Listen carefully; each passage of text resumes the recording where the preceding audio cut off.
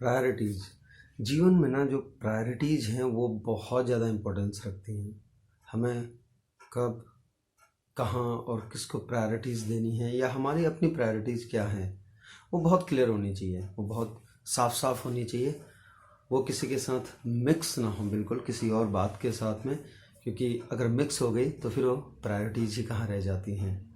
तो किसको अहमियत देनी है, कब और कहाँ देनी है, वो बहुत ज़रूरी है।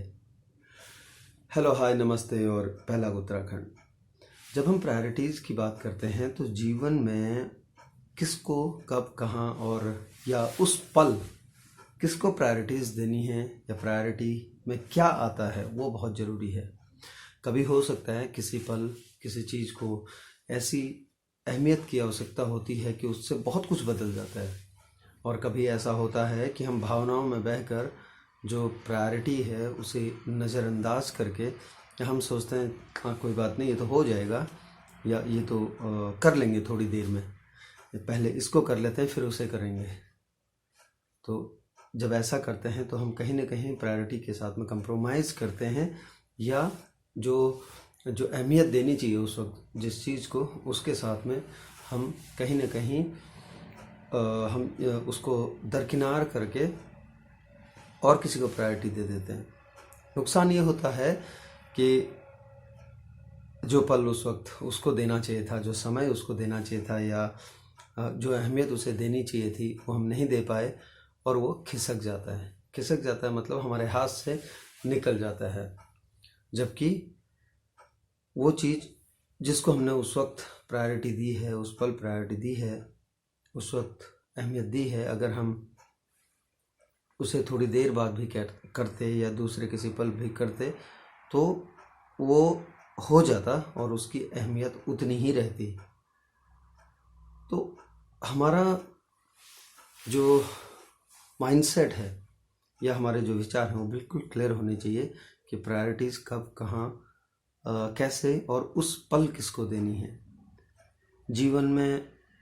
कई लोग बोलते हैं कि रिश्तों की प्रायोरिटी है, कई लोग बोलते हैं कि काम की प्रायोरिटी है, कई लोग बोलते हैं, सबका अपना अपना है इंडिविजुअल का। लेकिन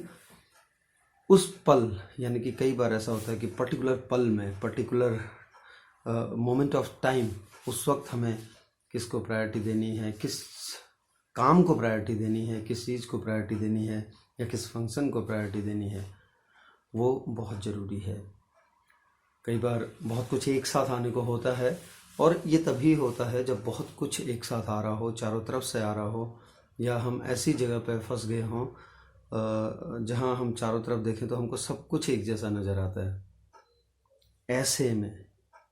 ऐसे में सिलेक्शन करना या ऐसे में प्रायोरिटी को लेकर काम करना सबसे मुश्किल होता है, क्योंकि जब आपके पास चॉइस नहीं है तब प्रायोरिटी का भी मतलब नहीं बनता, क्योंकि तब आपके पास वही है बस।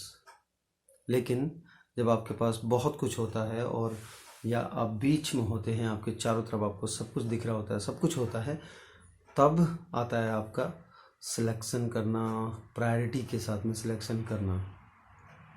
कि आप किसको अहमियत देते हैं। हो सकता है उस वक्त कुछ और लग रहा हो या होना कुछ और चाहिए, लेकिन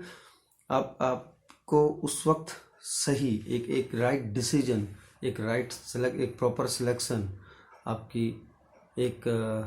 प्रायोरिटाइज करके उसको आगे बढ़ाना, वो बहुत ज़्यादा मायने रखता है ज़िंदगी में। और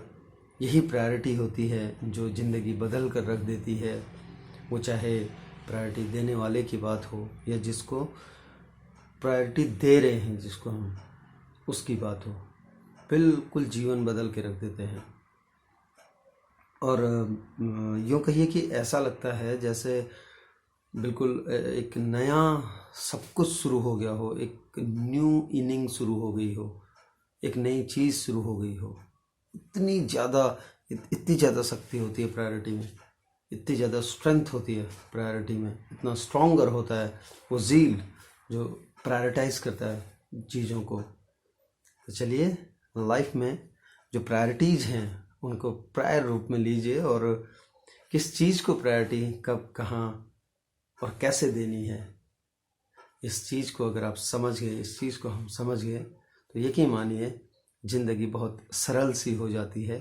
चीज़ों को आंकना सरल सा हो जाता है और जीवन में आगे बढ़ना भी बहुत सरल और साधारण सा लगता है। बढ़ते रहिए, चलते रहिए और